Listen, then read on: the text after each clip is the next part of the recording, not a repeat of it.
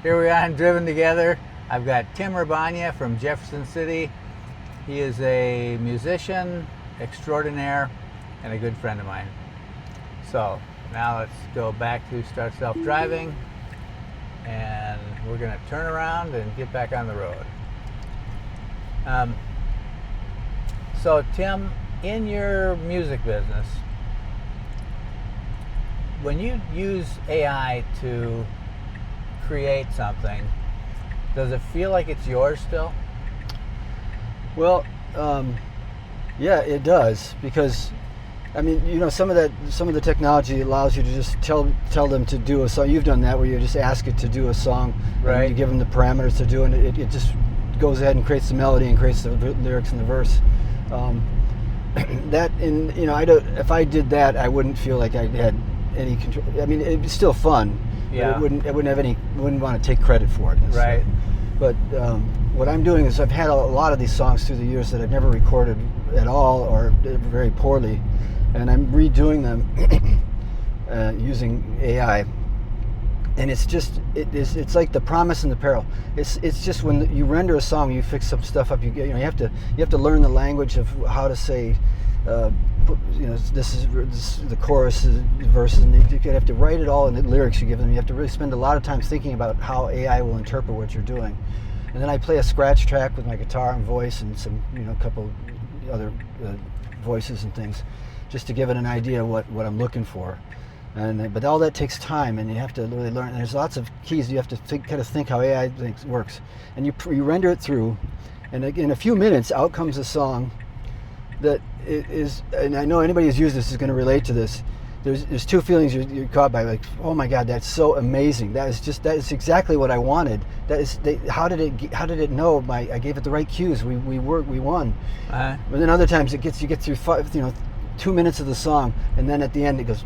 There's some kind of or some kind of, it starts talking crazy or singing the lyrics. It's hallucinating, so to speak. So hey, it's not the technology is not quite there yet, but it's just that back and forth. It's just amazing what you can do. And I'm one person doing it, right? In the past, you're using professional musicians in this, essentially. Right. And in the past, you never could do that. You'd play the instruments yourself, or get some people to work with you. You don't need to now. But the song is mine. It's definitely a song. I've written lyrics. I've written the melody. I've even put it together sometimes in other ways, and so I'm just having AI add the instrumentation that I need for it. Okay. So it's amazing. I think that's kind of what's happening with AI all around. It's so much promise, but a lot of people find frustration. Like last night, I had to check in with my bank, and I called and I had to go to the phone tree, all the options. Yeah. And there was not a single one that fit what my situation is. Yeah. And I find that's almost always the case. Yeah. And it was annoying, so that's clearly not a great use of technology yet. But it's going to get better and better, and it'll. So, the other question that I like to ask everybody is, when you're getting into more and more AI and more replacement of what, like you just replace like a whole band practically, doing that. And then other people in different industries are not needed anymore for those jobs, like call centers and things like that. So anyway, how do you think people will find purpose in a world of the future where AI is doing more and more of our jobs and tasks? I think it's really unclear how that's going to play out. You've seen a lot of people,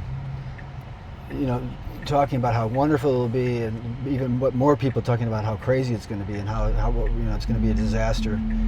I don't know what's going to happen. It's obviously, it is happening already. Many companies are using AI to replace the workers they need, like the computer programmers. They don't need them anymore, right? That's just all done by AI, and much better and efficiently. But they need people still to oversee the process. But even that will go away. I don't know what it's going to look like, but I have a feeling if humanity rises to the occasion, that we'll find a way to we won't need to, if there's a sharing of the wealth properly, instead of, right now it's Right. just the rich is just taking all the money and the poor are, being left behind. And if that's solved, we won't be working full time. We'll be working maybe half time. And in something that we ideally, right? Here's ideally something that you really like to do. So you want to. And the money won't be an issue, because like all the medicine, AI is also will drive down the prices of everything too, because it'll make things cheaper and cheaper. Eventually, like medical care will be able to do things with one or two people that it couldn't used to take dozens and dozens and so forth. And so as that happens, people won't need to work as much. There won't be a need, because everything will be affordable. And this is maybe not, but that's the promise that it could possibly work that way. Yeah. But I don't know. I can't help but believe we're going to have to go through some rocky times first, though, to get to that point. Do you think people would be motivated to do? Would they have things they love that they would be motivated to do if they had all that free time, or do you think they would just lazy around?